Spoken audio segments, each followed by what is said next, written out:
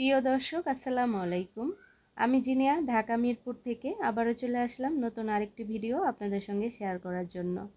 কাছে এবং দূরে, দেশ বা বিদেশ, যে যেখান থেকে আমার এই ভিডিওটি দেখছেন, আশা করছি সবাই অনেক ভালো আছেন। ব্যস্ততার মধ্য দিয়েও ভিডিও তৈরি করতে হয়, অতএব বন্ধুরা ভিডিও স্কিপ না করে ফুল ওয়াচ করার অনুরোধ রইল। আর ছোলা বুট তো আমরা অনেকেই অনেকভাবে খেয়ে থাকি। বেশিরভাগই আমরা গরুর মাংস, খাসির মাংস এবং মুরগি দিয়ে এই রান্নাটা করে থাকি, আর হালুয়াও খুব করে খাই। তো আজকে আমি মশলাদার এই ছোলা বুট রেসিপি আপনাদের সঙ্গে শেয়ার করছি। আশা করছি রেসিপিটি ভালো লাগবে। রেসিপিটি ভালো লাগলে ধৈর্য সহকারে শেষ পর্যন্ত না টেনে দেখার অনুরোধ রইল। তো চলুন কথা না বাড়িয়ে মূল রেসিপিটা দেখে নিব। এখানে আমি ছোলা বুট নিয়েছি 250 গ্রাম পরিমাণে, আর এটাকে ওভারনাইট আমি ভিজিয়ে রেখেছি এই পানি দিয়ে। এখন খুব ভালো করে ধুয়ে পানিটাকে ঝরিয়ে আমরা এটাকে কুক করব সেই পাতিলটাতে নিয়ে নিব। আপনারা চাইলে এটাকে প্রেসার কুকারেও নিতে পারেন। প্রেসার কুকারে নিলে এটাকে 15 মিনিট কুক করতে হবে। তো আমি চুলায় একদমই লো হিটে করে 20 মিনিট এটাকে কুক করে নিব। আর এতে করে খুব সুন্দরভাবে এই ছোলাটা কিন্তু কুক হয়ে যাবে। আর এখন এখানে আমি এই ছোলাটা সেদ্ধ করে নিতে যতটুক লবণ প্রয়োজন ঠিক ততটুক লবণ দিয়ে 20 মিনিটের জন্য বসিয়ে দিচ্ছি চুলায়। 20 মিনিট পর আমাদের এই যে পানিটা কিন্তু টেনে যায়নি, হালকা একটু টেনেছে। আর হচ্ছে এই যে একটু হাত দিয়ে টিপ দিয়ে দেখাচ্ছি ছোলাটা কত সুন্দরভাবে এই যে দেখেন কুক হয়ে গেছে। হাত দিয়ে চাপ দিলেই কিন্তু হয়ে যায়। এই অবস্থায় আমরা এটাকে চুলা বন্ধ করে এটাকে ঠান্ডা করে নিব। আর এটা আমি পানি ঝরিয়ে একটা স্ট্রেনারের সাহায্যে পানিগুলোকে ঝরিয়ে নিচ্ছি ছাঁকনি চামচ দিয়ে। এইভাবে করে আমরা পানিটা আর হচ্ছে ছোলা বুটটা আলাদা করে নিব। তো আলাদা করা হয়ে গেছে। এখন আমরা এই ছোলা বুটটাকে ঠান্ডা করে নিব এক সাইডে রেখে। আর এই পানিটা কিন্তু ফেলে দিব না, এই পানিটা দিয়েই রান্না করব, অতএব পানিটা আমরা সাইডে রেখে দিচ্ছি। আর এখান থেকে আমরা কিছুটা ছোলা, প্রায় 4 টেবিল চামচ পরিমাণে ছোলা আমি এখানে 4 টেবিল চামচ পানি দিয়ে এটাকে খুব ভালো করে ব্লেন্ড করে নিতে হবে। তো এই যে এতটুকু পরিমাণে নিয়েছি। এখন যে আমাদের যে এই ছোলা সেদ্ধ করা পানি, সেই পানি এখানে কিছুটা দিয়ে আমি খুব সুন্দর একটা পেস্ট তৈরি করে নিব। আর এই যে আমাদের পেস্টটা এই যে এরকম হয়েছে, এই যে এরকম।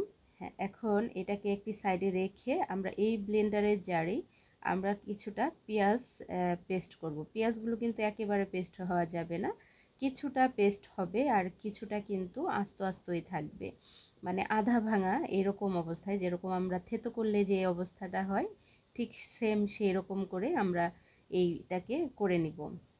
আর এখানে আমি কিছুটা দইও ব্লেন্ড করে নিয়েছি। তো একটা সাইডে এগুলো সব রেখে দিয়ে আমরা যে পাতিলে রান্না করব এই ছোলা বুটটা, সেটার মধ্যে আমি কিছুটা দিয়ে দিলাম তেল আর কিছুটা ঘি। আমি এই দুইটাই ব্যবহার করেছি, আপনারা চাইলে যে কোনো একটা দিয়েও এটা রান্না করে নিতে পারবেন। তো এখানে আমি কিছুটা লং, কিছুটা এলাচ আর দারুচিনি, শুকনো মরিচ আর হচ্ছে ছোটো এলাচ, বড় এলাচ আর একটা স্টার নিচের হাফ আমি এখানে ব্যবহার করছি। আর এই ফোড়নটা থেকে সুন্দর ফ্লেভার বের হলে আমরা সঙ্গে সঙ্গেই দিয়ে দিব হচ্ছে পেঁয়াজ। তো পেঁয়াজ বাটাটাকে একটু লাল লাল করে ভেজে নিতে হবে। আর খেয়াল রাখতে হবে আমরা যে জিরাটা ফোড়ন দিব সেই জিরাটা যেন পুড়ে না যায়, পুড়ে গেলে কিন্তু খেতে ভালো লাগবে না।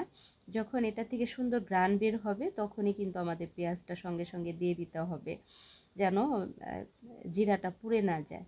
তো এখন আমরা এই পেঁয়াজটাকে এরকম লাল লাল করে ভেজে নিব। আর এখন দিয়ে দিব হচ্ছে আদার পেস্ট। এখানে আদা বাটা 1 চা চামচ পরিমাণে, রসুন বাটা 1 চা চামচ পরিমাণে। তো আদা রসুনটাকেও এই তেল পেঁয়াজের সঙ্গে বেশ কিছুক্ষণ ভেজে নিব। আর এই পুরাটা রান্নাই কিন্তু একদমই লো হিটে করে করতে হবে, এতে করে এটার যে ছোলা বুটের যে পারফেক্ট একটা স্বাদ, সেই স্বাদটা আপনারা কিন্তু পাবেন। আর এতে করে এই ছোলা বুটগুলো ভেঙেও যাবে না। তো খুব ভালো করে এই আদা রসুনটাকে ভেজে নেওয়ার পর আমরা যে দইটা ফেটিয়ে রেখেছিলাম ব্লেন্ডারের থেকে, সেই দইটা আমি এখানে দিয়ে দিচ্ছি। এখানে আমি হাফ কাপ পরিমাণে দই ব্যবহার করেছি, এটা হচ্ছে টক দই। তো আমার টক দইটা কিন্তু একটু টক ছিল, এর জন্য এই খাবারের স্বাদটা কিন্তু বেশি ভালো হয়েছে। আপনাদের টক দইটা যদি টক না হয় সেক্ষেত্রে কিন্তু এক স্লাইস লেবুর রস এখানে ব্যবহার করতে পারেন। তো এখন আমি দইটাকে একটু খুব ভালো করে মিশিয়ে নিব। আর এখানে কিছুটা কাঁচামরিচ দিয়ে দিলাম। এখানে আমি আস্ত কাঁচামরিচ দেইনি, আমি আরও কিছুটা কাঁচামরিচ পরবর্তীতে ব্যবহার করছি, এর জন্য এখানে কিছুটা আস্ত কাঁচামরিচ আমি দিয়ে দিলাম। আর এখন দিয়ে দিচ্ছি হচ্ছে চিলি ফ্লেক্স। ঝালটা আপনারা আপনাদের পছন্দ মতো দিয়ে দিবেন। আর এটা যেহেতু আমরা রুটি পরোটার সঙ্গে লুচির সঙ্গে পরিবেশন করব, সেহেতু একটু ঝাল ঝাল হলে কিন্তু খেতে ভালোই লাগবে। তো আমি এখানে 1 চা চামচ আমি চিলি ফ্লেক্স ব্যবহার করেছি উঁচু করে। তো এখন মশলাটাকে একটু ভুনে নিচ্ছি। আর মশলাটা ভুনতে ভুনতে এখানে আমি দিয়ে দিলাম ধনিয়ার গুঁড়া। এখানে শুধুমাত্র ধনিয়ার গুঁড়াটাই আমি ব্যবহার করব, অন্য কোনো বাড়তি কোনো মশলা এখানে ব্যবহার করছি না। তো ধনিয়ার গুঁড়াটা দিয়ে দিব হচ্ছে স্বাদ অনুযায়ী লবণ। লবণটা বুঝে শুনে দিতে হবে, কেননা আমরা যখন ছোলাটাকে কুক করেছিলাম তখন কিন্তু আমরা লবণ দিয়েই করেছি। অতএব বুঝে শুনে আপনাদের লবণটা দিয়ে দিতে হবে। তো লবণটা দিয়ে আমি বেশ কিছুক্ষণ মশলাটা ভুনতে থাকবো। আর যতক্ষণ না এই মশলার থেকে একদম তেলটা ছাড়া ছাড়া হচ্ছে, ঠিক ততক্ষণ পর্যন্ত। এই পর্যায়ে এসে কিন্তু খুব সুন্দর একটা ঘ্রাণ বের হয়েছে আমাদের এই মশলাটার।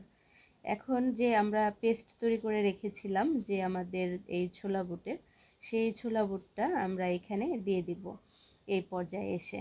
তো এইটাকেও কিন্তু আমরা এই যে মশলাটা, সেই মশলাটার সঙ্গে আমরা এই ছোলা বুটের পেস্টটাকেও কিছুক্ষণ ভুনতে থাকবো।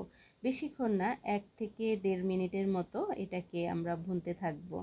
এতে করে যে মশলার সঙ্গে এই ছোলা বুটটা কিন্তু খুব ভালোভাবে মিশে যাবে। এটা আসলে ছোলা বুট না মশলা সেটা বোঝা যাবে না।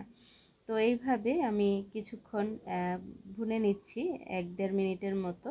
তো 1-1.5 মিনিট পরে কিন্তু আমাদের এই যে তেলটা কিন্তু ছেড়ে দিয়েছে, খুব সুন্দরভাবে ভুনা হয়ে গেছে। তো এখন আমি এখানে যে ছোলাগুলো রেখেছি আগের থেকে সেদ্ধ করে, সেই ছোলাগুলো দিয়ে দিচ্ছি। তো আমি এটাকে ওভারনাইট ভিজিয়ে রেখেছিলাম, এর জন্য আমার ছোলাগুলো কিন্তু একটু পার্ট আলাদা হয়ে গেছে, কিছুটা কিছুটা আস্ত আছে। তো আপনারা কিন্তু এটাকে 3 থেকে 2 ঘন্টা বা 4 ঘন্টাও আপনারা এটাকে ভিজিয়ে রাখতে পারেন, বা 1 ঘন্টাও ভিজিয়ে রাখতে পারেন। এতে করে ছোলাগুলো আস্ত থাকবে, দেখতে কিন্তু আরও বেশি ভালো লাগবে।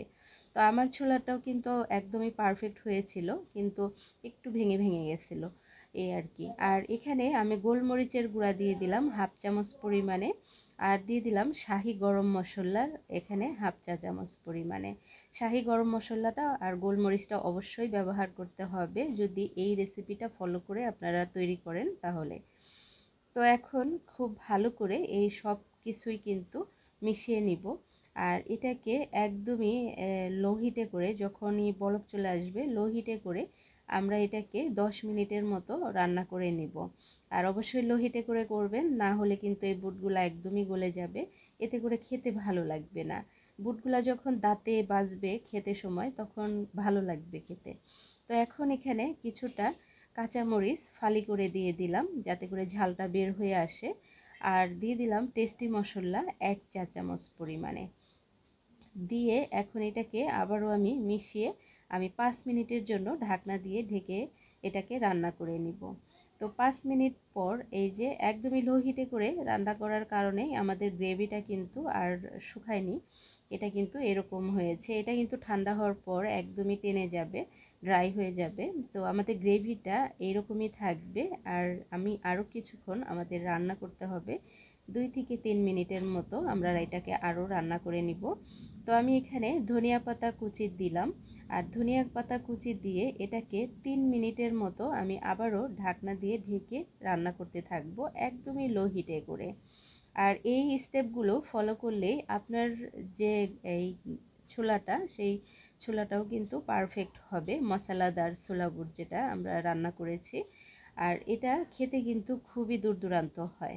তো এখন এই যে আমাদের 3 মিনিট পর কিন্তু আমরা চুলাটাকে বন্ধ করে দিয়েছি। আর এখন এই যে এই অবস্থাতে আমরা এইটাকে নামিয়ে নিব, কিন্তু তারপরও আমি আরও 2 থেকে 3 মিনিট এই চুলাটার উপরেই বসিয়ে রাখবো। আমি যেহেতু ইলেকট্রিক চুলায় ইনফ্রারেড চুলায় রান্না করি, সেহেতু এটাকে চুলার উপরে বসিয়ে রাখবো 2-3 মিনিট পর। আর 2-3 মিনিট পর এই যে আমাদের যে ফাইনালি যে লুকটা, সেই লুকটা। আর এই রান্নাটা একটু তেলের পরিমাণটা একটু বেশি দিলে এটা খেতে ভালো লাগে আর দেখতেও কিন্তু অনেক ভালো লাগে। তো হয়ে গেল আমাদের মশলাদার ছোলা বুটের রেসিপি। আশা করছি রেসিপিটি ভালো লেগেছে।